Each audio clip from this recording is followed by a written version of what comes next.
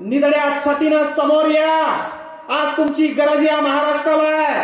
तुमच्या गावाला, तुमच्या तालुक्याला तुमची गरज आहे. घरात बसू नका. तुमच्या संघर्षावर, तुमच्या दुःखावर तुम्ही आवाज उचलला नाही तर कोणी येणार नाही.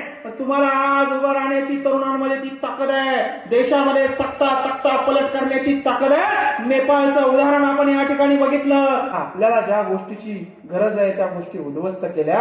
आपल्या लेकरांच्या हातात झेंडे दिले पक्षाचे. आपल्या लेकरांचा मेंदू खाली केला. म्हणजे एखादा नेता आला की त्याच्या रॅलीमध्ये गाडीवर स्टिकर लावून आमचं पोरग तुमच्या मागे तुमच्या पोराला मोठं करत फिरताय.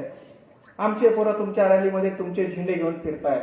आमचे पोरं शेतकऱ्यावर बोलण्याऐवजी पक्षावर बोलताय.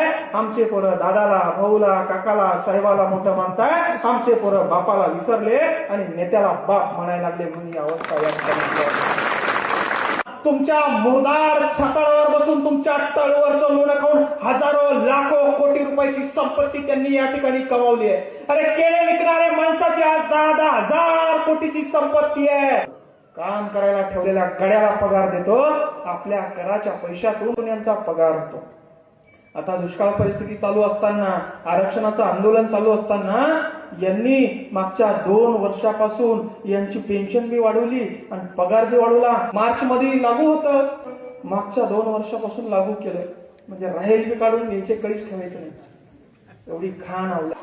आपण कर्ज काढून आपला बाप लेकरांना शिकवतं. एक वेळचं जेवण भेटलं नाही तर चालतं म्हणणारे डॉक्टर बाबासाहेब आंबेडकर पण लेकराला शिक्षण द्या म्हणतात. त्याचं कारण असं आहे की आपल्या लेकरांना जर का शिक्षण घेतलं तर तो पिढ्या बदलण्याची ताकद या ठिकाणी ठेवतो.